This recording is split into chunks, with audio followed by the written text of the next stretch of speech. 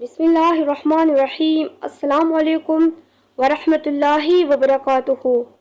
Manahil Islamic updates में दिल की गहराइयों से खुशामदीद। जिन्नुल कबूस जो सोते वक्त आप पर हमला आवर होते हैं। जिन्नुल कबूस के मतलब कुछ मालूमात इस्लाम के रोज़ से फराहम करूँगी, जिनमें से चंद ये है। नंबर 1, जिन्नुल कबूस नींद के दौरान हमला आवर होते हैं। नंबर 2, इस्लाम में नींद का पालिज। नंबर 3, जिन्नुल कबूस से मतलब हदीस। नंबर 4, सोते वक्त जिन्नात के हमलों से कैसे बचा जाए। इस्लाम के मुताबिक जिन्नों की कई अक़साम है और इनमें से एक जिन्नुल कबूस है जो सोते वक्त आप पर हमला आवर होते हैं और नींद के पालिज का सबब बनते हैं। इस्लाम के मुताबिक जिन्नों का 10 अक़साम होते हैं। जिन्नुल कबूस नींद के दौरान हमला आवर होते हैं। अगर आप सो रहे हैं और महसूस करते हैं कि आपका दम घुट रहा है और आप पर कोई धकेल रही है और फिर अचानक आप बेदार होकर सांस लेने की कोशिश कर रहे हैं, तो आप पर जिन्नात ने हमला कर दिया है। मेडिकल साइंस ने दावा किया है कि इस तरह के हिजान को नींद का पालिज कहा जाता है, जबकि इस्लामी स्कॉलर्स का दावा है कि जिन्नात का हमला है।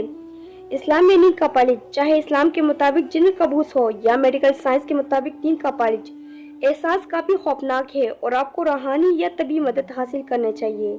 अगर आपको लगता है कि ये सूरत हाल कुछ तबी हालात की वजह से है, तो तभी इमदाद लेना यकीनी बनाएं। और अगर आपको यकीन है कि नींद का पालिज है जिनकी वजह से होता है, तो रूहानी मदद जरूर लें। जिन्नुल कबूस से मतलब हदीस। जिन्नात से मुतालिक यूँ तो बहुत सी अहादीस मौजूद है, लेकिन कई बार तलाश करने के बावजूद कोई खास हदीस नहीं मिली जिनमें जिन्नुल कबूस की बात की गई हो। ताहम हमें इस हकीकत को फरामोश नहीं करना चाहिए कि कुरान और हदीस हमें जिन्नात की अक़साम के बारे में इल्म देने के लिए नाजिल नहीं हुई।